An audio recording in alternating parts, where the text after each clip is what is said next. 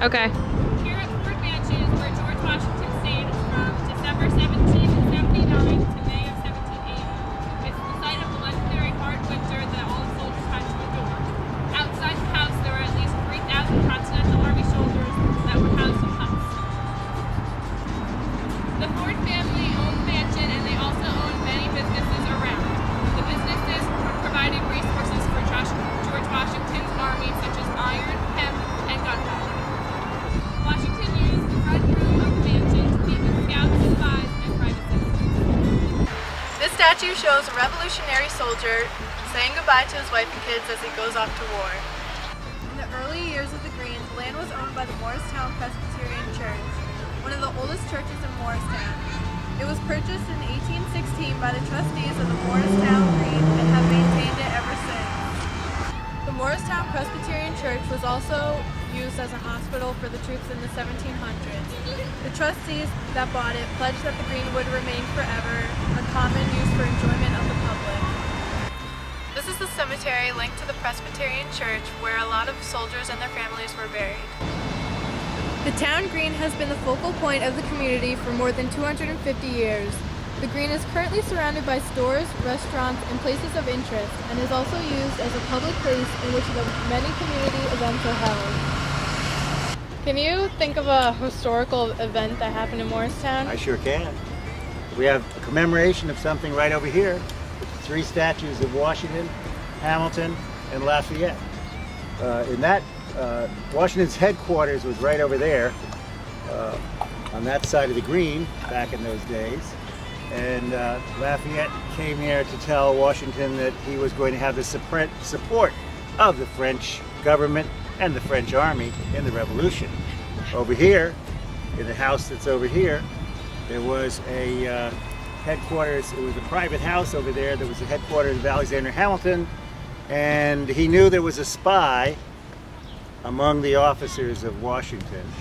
So he left a false report about how many troops there were here on a desk and walked out of the office and let the guy steal it. And then of course he went back to the British to tell them inaccurate information about the positions of the American troops around here. One of whom was my great-grandfather's grandfather, William Jackson, who was stationed up there, sort of Jockey Hollow area with a New York regiment.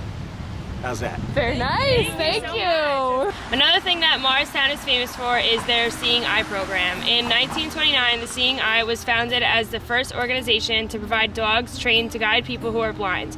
Morris, Frank, and Buddy, pioneers of the modern dog guide movement, changed society's perception of blindness and disability and opened doors to independence for blind people. The Seeing Eye came to Morris County in 1931. Morris Frank lived and worked in the Morristown area until his death in 1980 at age 72. Nice look.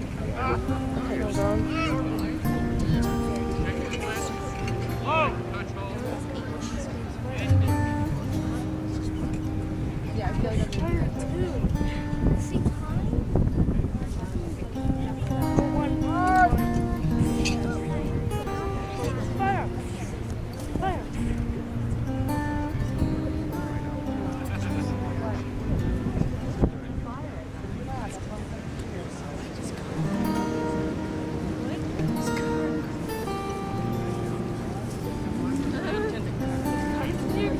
out of control.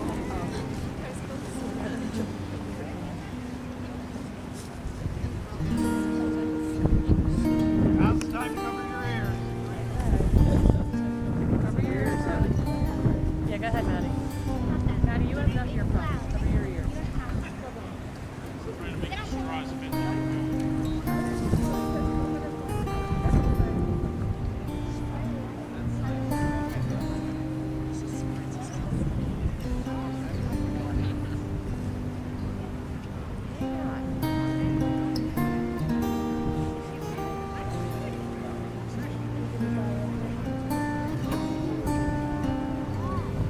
It will, honey.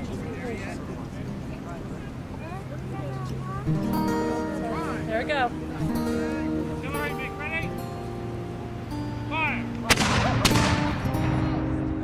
Awesome! Awesome! I didn't hear that at all. That was awesome! We're here in Burnham Park in Morristown, where is the only known statue of the founding father, Thomas Paine. Thomas Paine was important to the American Revolution. He wrote Common Sense, which was an influential piece influencing the people of the Revolution to join and fight against the British Army. Independence is my happiness, and I view things as they are without regard to place or person. My country is the world, and my religion is to do good.